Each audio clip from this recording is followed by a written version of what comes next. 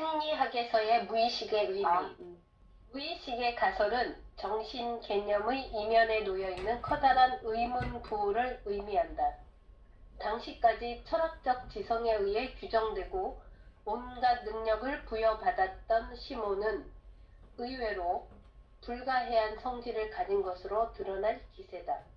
시몬은 이제 더 이상 직접 알고 있고 알려진 것을 말하는 것이 아니다. 어느 정도 만족할 시몬에 관한 정의 말고는 더 이상 아무것도 찾아낼 것이 없다. 오히려 이제는 잘 알려진 것인 동시에 전혀 모르는 것이라는 이중의 모습으로 이상하게 나타났다. 이로써 과거의 심리학은 예전의 주의에서 물러나 마치 고전 물리학이 방사능의 발견으로 혁신되었던 것처럼 새롭게 태어났다.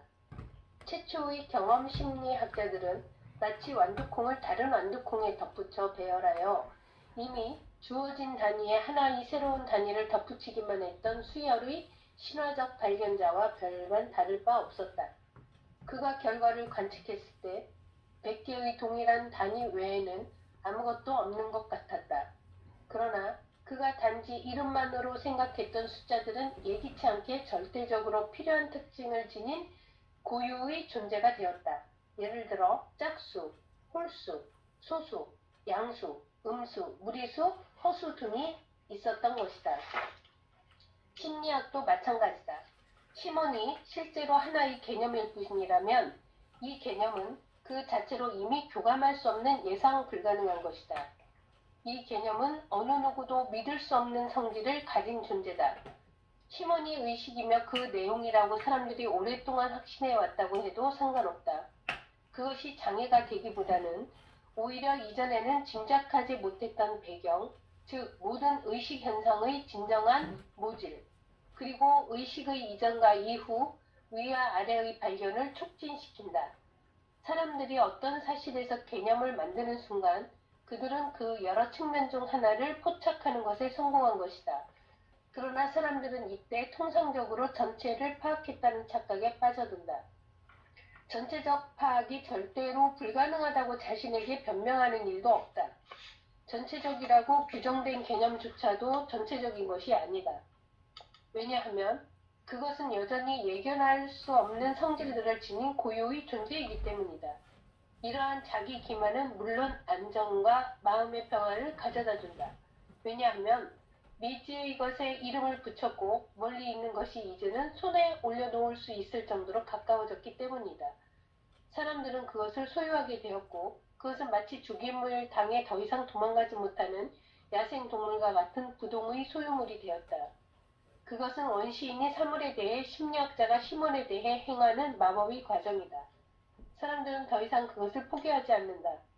왜냐하면 만약 사람들이 해석을 통해서 그것을 속박하지 않았더라면 전혀 모습을 드러내지 않았을 모든 특성을 바로 객체를 개념적으로 파악함으로써 발달시킬 가장 좋은 기회를 얻는다는 것을 의심치 않기 때문이다.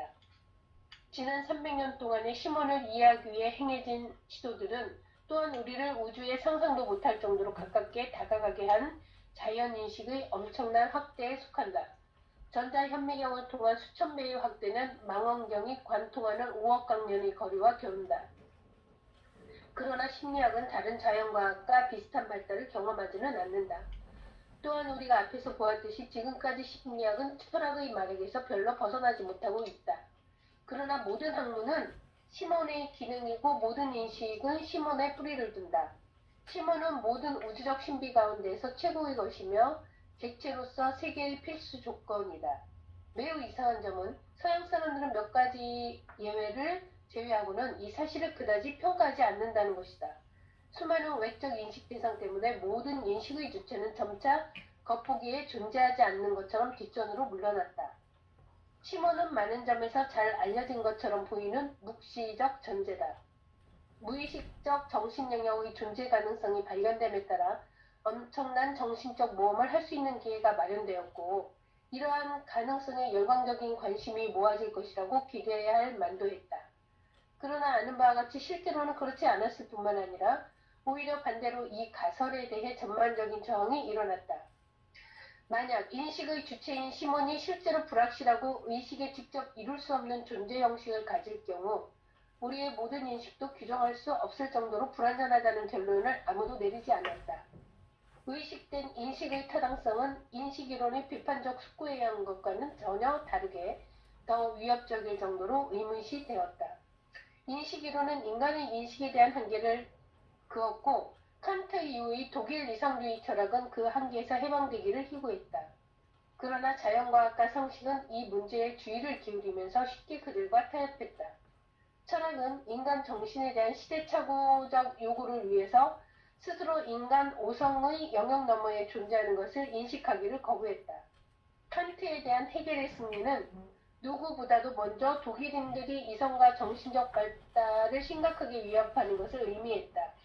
해결은 변장한 심리학자였으며 위대한 진리를 주체의 영역에서 스스로 만들어낸 우리의 우주로 투사했기 때문에 더욱더 위험했다. 오늘날 우리는 해결이 얼마나 널리 영향을 미치고 있는가를 안다.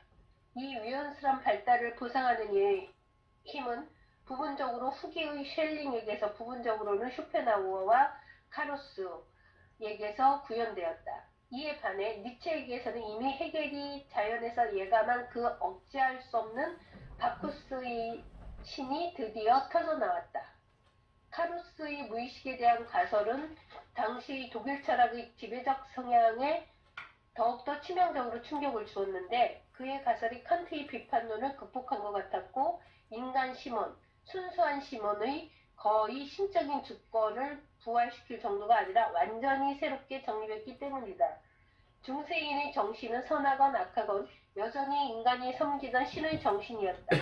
인식 비판은 한편으로는 아직 중세인의 겸손함의 표현이었고 다른 한편으로는 이미 신의 정신에 대한 단념 혹은 거부, 즉 이성의 한계에서의 인간의식의 현대적 확장이자 강화였다. 신의 정신이 인간의 타산으로 제외되는 곳에서는 항상 무의식적 대치물이 등장한다. 쇼펜하우의 경우에 우리는 새로운 신의 정의로서 의식이 없는 의지를 발견하며 카루스의 경우는 무의식, 그리고 해겔의 경우에는 동일화와 팽창을 발견할 수 있다. 동일화와 팽창은 바로 철학적 우선과 정신과의 실제적 동일화를 의미하는데 이것을 통해 외견상 대상의 추방이 가능하게 되었고 이것은 그의 국가철학에서 최고의 전성기를 누렸다. 해겔은 인식 비판에 의해 제기된 문제들의 해결책을 제시하는데 그것은 개념들이 알려지지 않은 독립성을 입증할 기회를 준 것이다. 이에 따라 오성은 오만해져 니체의 초인에 이르렀고 더 나아가 독일인이라는 이름을 단 재앙을 초래했다. 때로는 예술가 뿐만 아니라 철학자들도 예언가다. 이성의 영역을 넘어서는 모든 철학적 진술들이 인간화되어 있으며 정신적으로 제약된 진술에 알맞는 것만이 타당성을 지닌다는 것은 명백하다. 해겔의 철학과 같은 것이 정신적 이면의 자기 현시이며 철학적으로는 오만불순한 것이다. 심리학적으로 이것은 무의식의 침입과 동일한 의미를 지닌다. 이런 견해는 기이하고 과장된 해겔식 언어와 만나게 된다. 해겔의 언어는 이미 정신분열증적인 권력 언어를 상기시키는데 이것은 초월적인 것을 주관적 형식으로 만들기 위해서 또는 평범한 것에 새로움을 주거나 의미 없는 것을 오래 생각해서 터득한 지혜처럼 보이기 위해서 힘이 있는 마력의 언어를 사용한다. 이와 같이 억지로 꾸며진 언어는 약함, 무능력, 그리고 실제의 결핍을 보여주는 징후다. 그러나 그렇다고 해서 그것이 최근의 독일 철학이 마치 본의 아니게 심리학 같은 인상을 주지 않기 위해서 그와 똑같은 권력과 힘의 언어들을 사용하는 것을 막지는 못한다. 프리드리히 데오토르 피셔는 독일어의 괴팍함을 보다 더 친절하게 사용하는 법을 알고 있다. 서양에서는 인간 이성의 영역을 이와 같이 무의식의 초보적 출현 말고는 쇼펜하우어도 카루스도 그것을 계속 성장시키고 보상적 영향을 전개시켜 나갈 만한 토대를 갖지 못했다. 구원을 가져오는 선한 신에게 복종하고 어두운 악령으로부터 자신을 보호할 수 있게 거리를 두는 것, 과거의 위대한 유산. 거리를 두는 것은 원칙적으로 쇼펜하우어의 경우에는 유지되었다. 카루스는 그 문제를 너무나 교만한 철학적 관점에서 심리학의 관점으로 옮겨놓음으로써 문제의 근원을 파악하고 시도했던 만큼 그 유산을 건드리지 않은 셈이다. 우리는 여기서 카루스의 본질적으로 심리학적인 가설들을 강조하기 위해서 철학적 태도는 논외로 해도 좋을 것 같다. 카루스는 시몬의 어두운 측면을 포함한 세계상을 만들어내기 시작하면서 앞서 제시한 결론에 적어도 가까이 근접했다.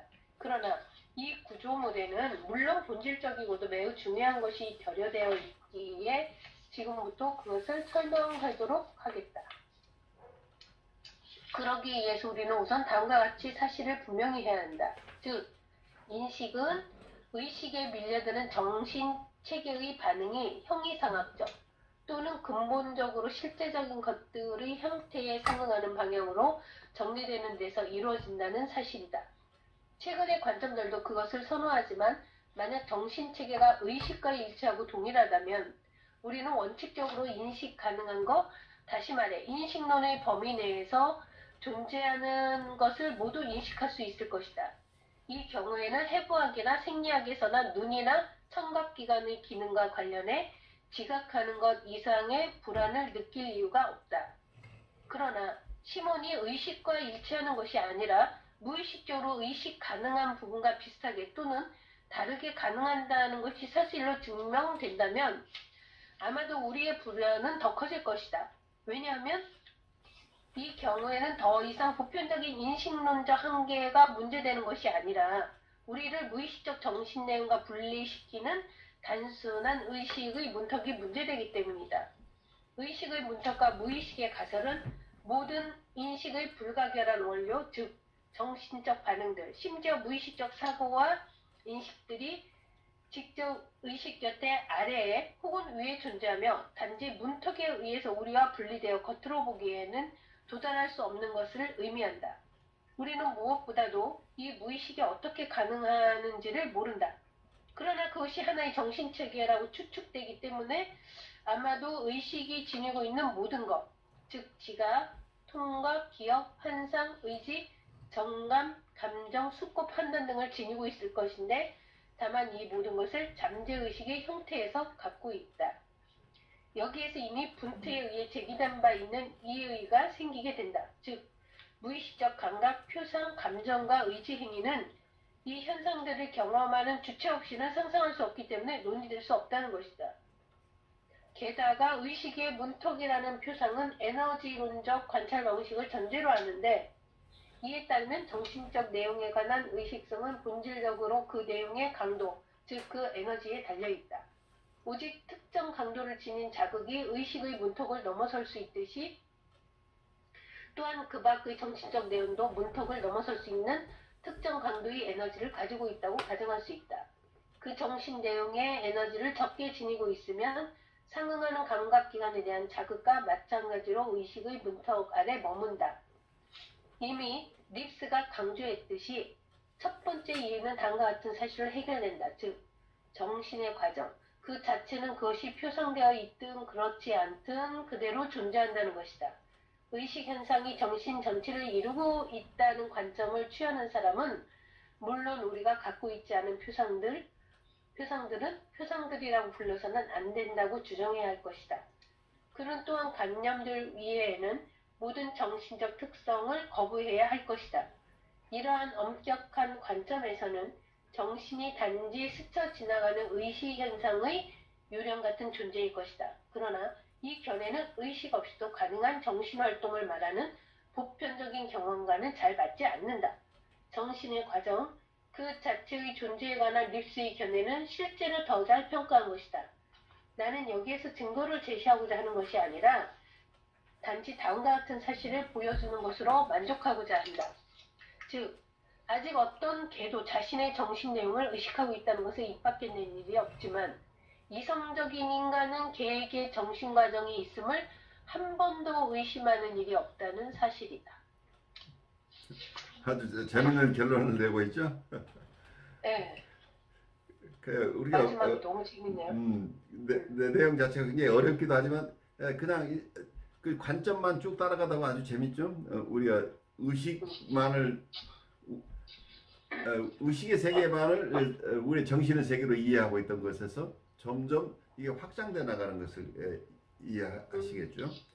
그래서 여기서 용어들이 어떤 데는 사이키라고 영어로 번역하고 어떤 데는 소울이라고 번역도 하고 여러 가지로 번역을 해요. 그래 우리 어떤 마음인데 마음을 사이키라고 얘기도 하고 시몬이라고 얘기도 하고 이제 이런 용어들인데 어떤 면에서 우리 인스팅트라는 말과 구별을 하죠. 본능이라는 말과 본능이나 역동이라는 말과 드라이브나 인스팅트하고 다른 개념으로 여기서 사이키 혹은 소울이라는 개념을 쓰고 있는데 나중에 가면 조금 도전적인 의미가 또 나와요. 스피릿이라는 말, 독일어는 가이스트. 예, 이런 용어들을 서로 어떻게 구별해 쓸 것이냐 하는 이제 어려움들이 있는데 모든 사람들이 각각 다른 용어로 쓰고 있기 때문에 어느 저자가 여기에서는 이 스피릿이라는 말을 썼을 때 어떤 의미로 썼는가, 그리고 소울이라는 말을 썼을 때 어떤 의미로 썼는가, 사이키라고 했을 때 이분은 어디까지를 얘기하고 있는가가 각각 다르죠. 그래서 무의식의 세계를 이해하는 분과 무의식의 세계에는 없다고 믿는 분도 거기서 근원적인 차이가 생기고, 그리고 또 어떤 면에서는 우리는 생물학적인 존재라고 그냥 믿는 분도 있지만 우리는 생물학적인 존재를 떠나서 생물학적으로 이미 결정되어 있는 그런 펑션만이 아니라 우리가 자율적인 의지를 가진 인간으로서의 영역들은 동물과 다른 부분이 있다. 그래서 우리는 자유의지를 가졌다고 하는 것 자체가 우리는 위를 가졌다고 하는 게 우리 자체가 자유의지를 가지고 있느냐 하는 문제가 동물과 우리가 다르다고 하는 부분이겠죠. 동물은 이미 가장 잘 프로그램되어 있어서 따로 생각을 하지 않아도 어떤 본능적인 사전에 프로그램 된 것에 의해서 그대로 살아가죠. 그래서 여기서는 어떠면 우리가 동물의 세계를 잘 모르니까 이 속에는 어떤 컨플릭이 없다고 볼 수 있는 거죠. 내적 갈등이 없는데 우리는 자유의지를 가지고 태어났기 때문에 우리는 동물 중에 가장 프로그램이 덜 된 동물이라고 볼 수 있겠죠. 다른 동물은 어느 상황에서나 그 본능대로 따라가는데 인간은 이게 원래 프로그램이 어디까지만 돼 있고 그 뒤부터는 이게 돼 있지 않아서 거기서는 자기가 결정해야 되는 문제가 나오는. 그래서 자기가 결정한다고 하는 어떤 프리덤 오브 초이스가 나온 프리덤 오브 초이스라 선택의 자유가 생겼다고 하는 게 우리가 어떤 위를 가지고 우리의 의지가 작용할 가능성이 있어지죠. 그래서 동물과 다른데 또 어느 지점에 가면 이 모든 것 우리의 선택이나 우리의 의지를 넘어서는 또 영역이 있다고 한다면 그것도 하나의 스피릿의 세계일 수도 있다. 이렇게 얘기할 수 있겠죠. 그런 점에서 우리가 어떤 용어들을 가지고 어디까지 우리가 받아들이냐 하는 것들이 굉장히 도전적이에요. 그래서 우리가 지금 융의 공부는 굉장히 자연과학적인 측면과 휴머니스틱한 측면, 거기에다가 스피리추얼한 측면이 함께 같이 있어요. 그래서 가장 종합적으로 인간을 보는 어떤 퍼스펙티브를 우리가 지금 배우는 과정이에요. 가장 자연과학적이고 우리가 어떤 생물학적인 존재인 인간이 동물과 굉장히 다른 모습으로 이 세상을 살아가는데 또 우리가 일반적으로 살아가는 인간적인 삶 너머에 있는 어떤 부분까지도 우리가 받아들여야 되는 겸손함을 또 가져야 되는 이런 존재라고 하는 이런 퍼스펙티브를 우리가 수용하거나 수용하지 않거나 여기서는 그런 생각을 할 수밖에 없는 여러 가지 자료들을 융이 계속해서 우리에게 도전을 해주죠. 그래서 우리의 사고의 영역을 넓혀준다는 거예요. 우리가 꼭 융을 신봉하는 융의 팔로워가 되라는 것은 아니에요. 융이 가지고 있었던 많은 어떤 의문과 이분이 세상을 바라봤던 여러 가지 다른 시각들을 우리가 좋아하건 좋아하지 않건 그렇게 바라볼 수 있는 가능성들을 함께 탐구해 보면서 우리 나름대로의 어쩌면 우리의 인생관, 어떤 우리의 세계관, 여러분 각자의 종교관을 새롭게 바라볼 수 있는 기회가 될 수 있겠죠. 정신에 대한 얘기 그다음 또 정신의 해리성은 여러분들 임상적으로 굉장히 도움이 되는 얘기들 할 거예요. 한번 따라가 보죠. 정신의 해리성. 무의식적 과정이 반드시 주체를 지녀야 한다고 가정할 만한 이유는 선언적으로 없으며 마찬가지로 정신 과정의 실제성을 의심할 근거도 없다. 그러나 무의식적 의지 행위를 가정할 경우에 문제가 어려워지는 것은 당연하다. 만약 여기서 문제되는 것이 단순한 충동과 성향이 아니라 의지의 특유한 겉보기에 깊은 생각에서 나온 선택과 결정이라면 어떤 것을 그에게 제시해주는 주체가 문제 처리를 한다는 생각을 하지 않을 수도 없을 것이다. 그러나 그로써 당연히 무의식 속에 의식을 옮겨놓게 될 것이며 이것은 정신병리학자들에게는 별로 생소하지 않은 사고법이다. 정신병리학자들은 대학의 심리학에서는 대부분 잘 모르고 있는 정신현상을 알고 있다. 그것은 바로 정신의 해리 혹은 해리 성향이다. 여러 정신과정 사이의 결합들이 매우 제약되어 있다는데 그 특이성이 있다. 무의식 과정만이 의식의 체험으로부터 주목할 만한 독립성을 갖고 있는 것이 아니라 의식 과정도 또한 느슨해지거나 분리된다는 사실을 보여주고 있는 것이다.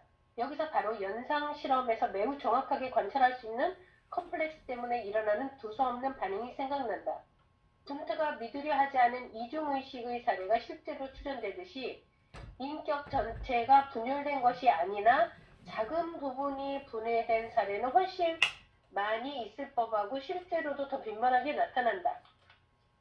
심지어 이 문제는 인류의 태고적 경험이며 동일한 개체 속에 있는 다수의 영혼에 관한 일반적으로 널리 퍼진 가정을 반영하고 있다.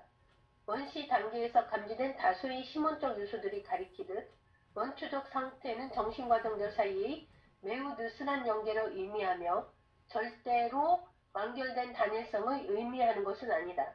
이 밖에도 정신의학의 경험은 발달 과정 동안 어렵게 달성된 의식의 통일성을 별로 힘들이지 않고 와해시키며 그것들을 다시 원초적 요소들로 해체한다는 사실을 증명하고 있다.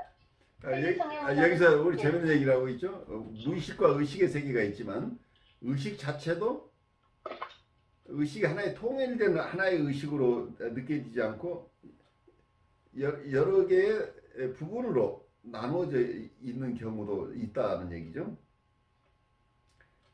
그래서 이 분열이 아주 심해서 이중인격처럼 드러날 수도 있지만 작은 분해된 어떤 요소들이 여기저기 널려 있는 경우도 있다는 얘기예요. 그래서 헬이라고 하는 용어가 디소시에이션이나 이런 헬이라는 용어가 억압이라는 용어하고 달리 쓰이는 경우들이 많아요. 억압은 보통 우리 안에 갈등을 없애는 과정 중에 가장 완벽한 방법이 억압이죠. 아예 우리의 의식에 들어오지 않기 때문이죠. 그런데 많은 초기 환자들은 이 억압 기능이 잘 발달하지 않은 분들도 많아요. 의식 속에 있는데 이 의식이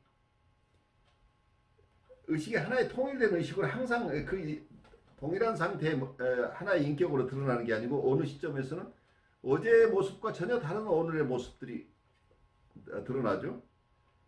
그러니까 아주 심각하게 이중인격이라고 할 수는 없지만 정신의 어떤 영역들이 다른 영역들과 구별되게 움직여지고 있는 것처럼 느껴질 수 있죠. 굉장히 따뜻하고 사람들을 잘 배려하는 분인데 어느 인바이러먼트 가면 굉장히 냉혹하고 차갑고 논리적인 사람으로 기능하다가 어느 순간에 또 따뜻한 사람으로 바뀌기도 하죠. 이런 것들이 근데 본인은 이것도 의식이고 저것도 의식이에요. 다 의식성을 억압이 아니고 의식인데 경우에 따라서는 본인은 이게 많은 경우에 불편하다고 느끼지 않고 그냥 자연스럽게 자기 하나의 인격이라고 느끼고 있을 가능성이 있는데 사실 하나의 인격으로 통합되어 있다고 한다면 자기의 따뜻한 사람이 냉혹한 행동을 못 하잖아요. 냉혹한 사람이 따뜻해지지가 않는 거죠. 그런데 이게 불편 없이 이게 이런 모습 저런 모습을 그냥 경우에 따른 반복해서 이런 것들이 일어난 이런 상황 속에 있는 분들을 임상적으로 만날 거예요. 그래서 이런 경우는 해리 현상이라고 요즘은 보는 경우가 있는데 이런 개념들도 융이 그런 측면을 일부 지금 얘기하고 있지 않은가 싶어요. 그런데 이제 이런 디소시에이션 개념, 리프레션의 개념들을 정밀하게 이렇게 구별하는 것은 후기에 와서 일어나지만 이미 그런 사고가 이 속에 들어있다고 제가 느껴져요. 그 어떤 것은 억압하진 않지만 어느 순간에는 어느 순간에 이 사람 한 사람이 가지고 있는 의식인데 그 다음에 체험하는 의식하고 너무 내용이 다른 의식을 가지고 살 수도 있죠. 그래서 이렇게 어쩌면 해리된 모습이 우리가 일어날 수도 있는데, 그래서 우리가 의식이라고 하지만 그게 만만한 게 아니라는 얘기예요.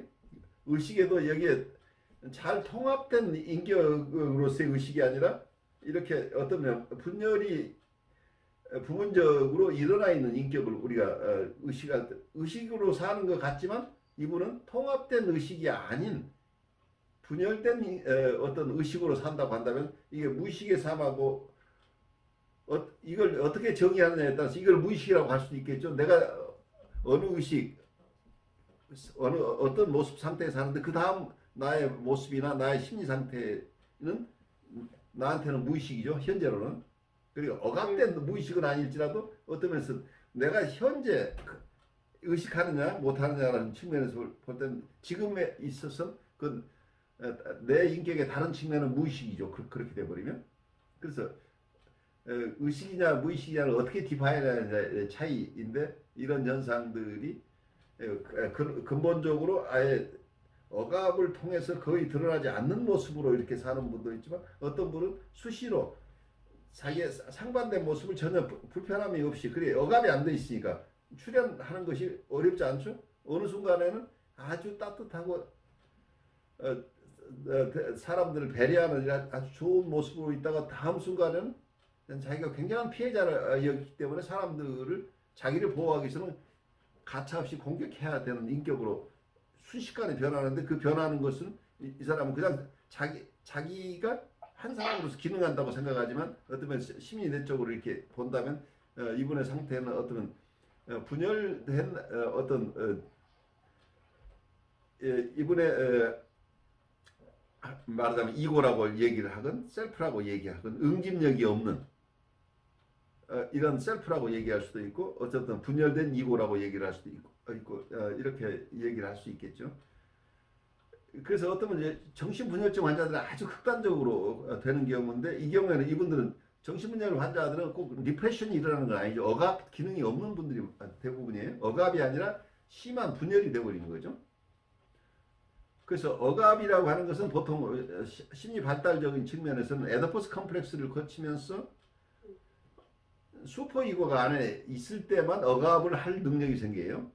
그런데 초기 환자들은 어쩌면 슈퍼 이고가 잘 형성되지 않은 상황에서 자기를 방어하는 방법이기 때문에 이때 어떤 가장 많이 쓰는 게 스플릿이나 프로젝션이나 이런 방어 기제들을 사용하는 거죠. 여러 방어 기제들이 있는데 원초적인 1차적인 방어 기제라고 하는 것이 억압 단계까지 가지 못한 방어들이에요. 그리고 억압이라고 하는 거, 여러분 억압을 할 수 있는 사람은 상당히 발달된 사람이라는 걸 이해를 하셔야 돼요.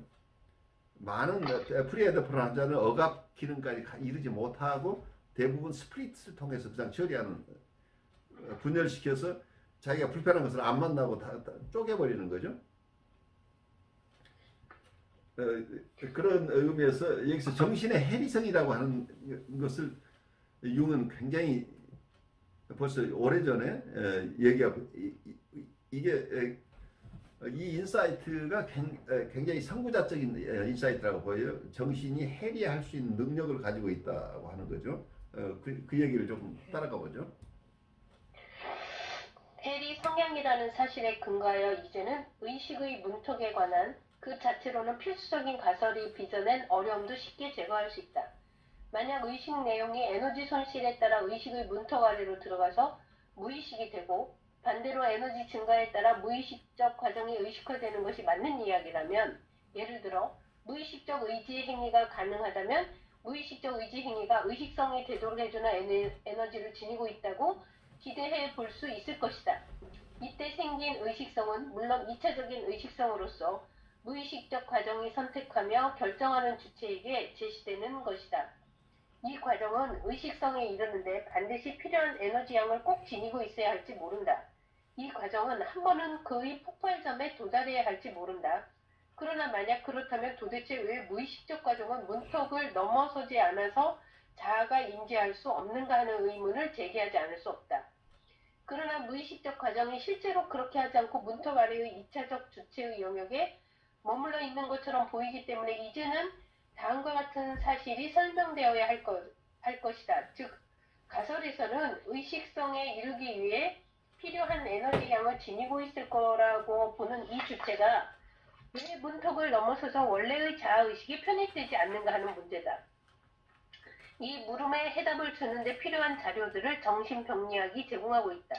즉, 이 2차적 의식은 우연히 자아의식에서 분리된 것이 아니라 특정한 이유 때문에 분리된 인격의 구성 요소를 나타내고 있다.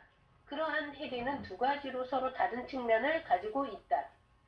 한 경우는 원래 의식의 내용이지만 용납될 수 없는 성질 때문에 억압을 통해 의식의 문턱 아래로 잠재된 내용이다. 또 다른 경우는 2차적 주체가 아직 의식으로 가는 입구를 발견하지 못해 머물러 있는 경우인데 이것에서는 이를 통각할 가능성이 없다. 다시 말해 자아의식의 이해 부족 때문에 주체를 수용할 수 없는 것이다. 이 때문에 주체는 비록 에너지론의 측면에서 생각해 볼 때 충분히 의식화될 수 있음에도 불구하고 주로 문턱 아래 잠재되어 있는 것이다. 2차적 주체의 존재는 억압 덕분이 아니며 그 자체로는 이전에 한 번도 의식된 일이 없던 문턱 아래서 여러 과정들의 결과를 표현한다. 그러나 두 경우 모두에서 의식화되게 할 수 있는 에너지 양이 존재하기 때문에 2차적 주체도 자아의식에 영향을 주는데 다만 간접적으로 다시 말해 상징들에 의해 매개된다. 물론 그 표현이 썩 적절한 것은 아니다. 왜냐하면 의식에 등장하는 내용들은 우선 징후적이기 때문이다. 그것이 무엇을 가리키는지 혹은 무엇에 근거를 두는지를 알거나 알고 있다고 믿는 한에서는 부호학적이다. 이 부호적인 것에 대해 프로이트는 문헌에서 항상 상징적이라는 표현을 사용하는데 여기서 사람들이 실제로 알지 못하는 것이 항상 상징적으로 표현된다는 사실을 고려하지 않고 있다. 증상적 내용들은 부분적으로는 진정 상징적이며 무의식의 상태나 과정을 간접적으로 대변한다. 이들의 성질은 의식에서 나타난 내용으로는 충분히 해명되고 의식화될 수 없는 것이다. 따라서 무의식이 그렇게 큰 에너지 활력을 갖고 있는 내용들을 내포하고 있고 그 내용들은 다른 상황에서는 자아에 의해 인지될 수밖에 없게 될 것이다.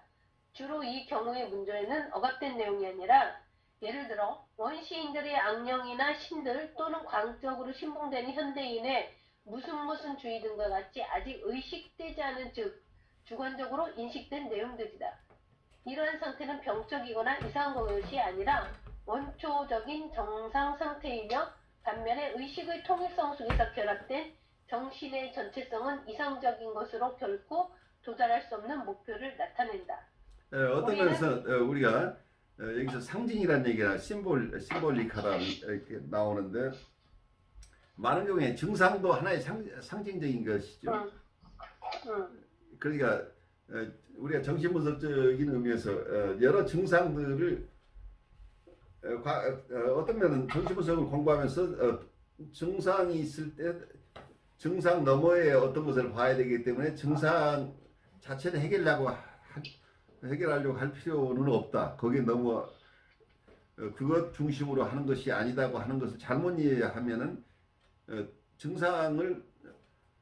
증상이 가지고 있는 의미를 우리가 파악하는 것을 소홀히 할 가능성이 있어요. 이 부분은 현대 갈등 이론을 주장하시는 분들이 하는 얘기를 아주 우리가 잘 알아들어야 되는데 정신분석을 한다고 해서 증상 자체를 무시하라는 게 아니라니. 증상 자체도 하나의 무의식의 표현이라고 본다. 그렇다면 과거에 프로이드나 융이나 무의식에 도달하는 왕도 로얄 로드라고 봤던 꿈의 해석은 굉장히 중요하죠. 지금도 그 중요성은 있지만 문제는 이걸 너무 이런 꿈 분석이나 이런 쪽에 치중을 하다 보면은 무의식은 꿈을 통해서만 일어난다고 보는 착각이 일어날 수 있다는 얘기예요. 그런데 사실은 무의식은 우리의 전반적인 삶의 영역에 영향을 미친다고 보는 시각들 요즘은 점점 더 넓어졌어요. 그러니까 어떤 특수한 경우에만 우리가 무의식을 만난다는 게 아니라 우리의 모든 삶은 무의식이 바탕에 깔려 있어서 끊임없이 무의식은 의식과 교류하면서 삼투하면서 영향을 미친다. 우리가 의식하지 못하지만 우리 의식 속에서 의식과 무의식이 교류한다고 하는 이런 견해를 가지고 있으면 아까 말씀하신 우리가 봤을 때는 이건 정말 신기한 일인데 내가 대상 선택 특히 내 사랑하는 사람의 선택 과정이나 내 직업의 선택 과정에 이런 과정 속에서 우리는 그냥 그때 그런 생각이 들었다고 하는 것이거나 내가 잘 숙고해서 이렇게 결정했다고 하지만 내 의식으로만 생각하기 아니고 내가 그런 방향으로 생각하게 된 것은 내 무의식이 끊임없이 나에게 어떤 상을 제공하거나 어떤 이미지를 제공하거나 어떤 그것이 어떤 관념의 모습으로 드러나거나 여러 모습으로 내게 떠오른다고 하는 것 자체가 뭐예요? 우리가 어떤 생각이 떠올랐다고 하는 것은 어떤 분은 내가 곰곰이 생각해서 떠올랐다고 얘기를 하지만 곰곰이 생각한다고 꼭 그것이 떠오를 이유는 없잖아. 그 생각이 왜 내가 곰곰이 생각하기 전에 안 떠올랐는데 왜 지금 그 생각이 떠올랐을까 한다면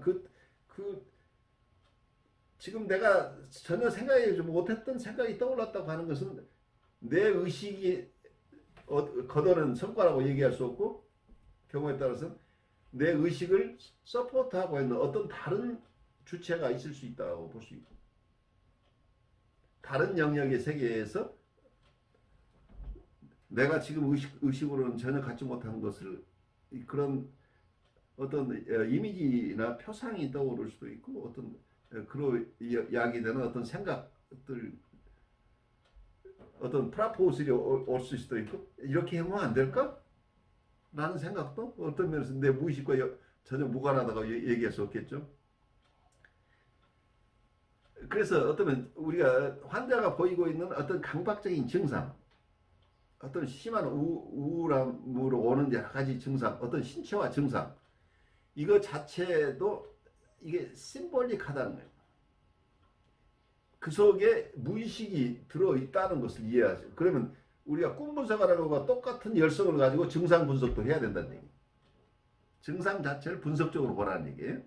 증상을 어떻게 바로 낫게 하는 방법 미봉책에는 해결책을 찾자는 게 아니라 증상이 표현하고 있는 의미가 무엇이냐 어떤 분들은 자기의 불안이나 우울이나 소망을 신체로 표현하잖아요. 자기가 아무것도 할 수 없는 상태에 갔다는 건 누군가가 나를 돌봐주세요. 나를 사랑해 주세요. 나한테 관심을 주세요. 라는 표현인 경우들이 굉장히 많죠. 그래서 이분은 왜 이런 소망을 가지고 있을까? 왜 이분은 언어로 표현하지 못하고 신체로 밖에 이야기할 수 없을까? 근데 이분의 의식이 얘기하는 게 무의식이 얘기한다. 그래서 여기서 근데 하나의 그 심볼릭이라고 하는 것을 두 가지로 여기 융이 좋은 통찰을 주고 있는데 상징이라고 하는 것이 내가 이미 경험한 어떤 것이 상징으로 올 수도 있지만 나는 전혀 경험하지 못한 것이 상징으로 올 수 있는 거예요. 그래서 무의식의 세계는 우리의 억압한 것들이 모여있는 것만은 아니기 때문에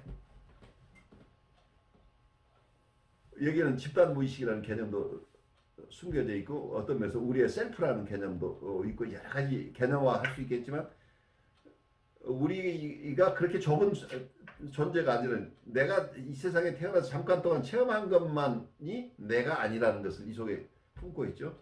그럼 나는 내가 개인적으로 경험하지 못했지만 인류의 공통의 유산으로부터 오는 아니면 또 어떤 분은 내가 지어지면서 나에게 주어진 어떤 것들 그래 나는 알지 못하지만 이런 것들이 우리를 만나러 오는 경우들이 있다는 얘기죠.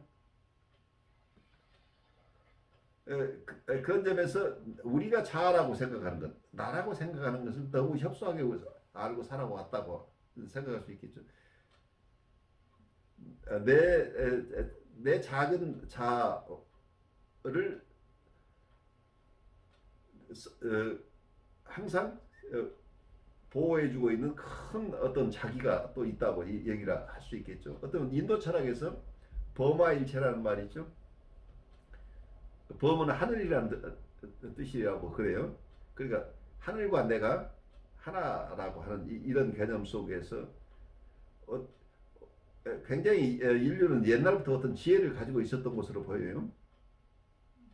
이런 인류의 어떤 문화유산들을 우리가 융을 통해서 조금 더 깊이 이해하는 과정 갔으면 좋겠어요. 우리가 조금 이번에는 숙고의 시간, 우리의 성찰의 시간, 이런 시간으로 이번 겨울 클래스는 여러분 스님들이 하는 동안거로 생각하시면 좋을 것 같아요. 그래서 우리가 우리를 만나는 시간으로 한번 더 이번에 활용을 하죠.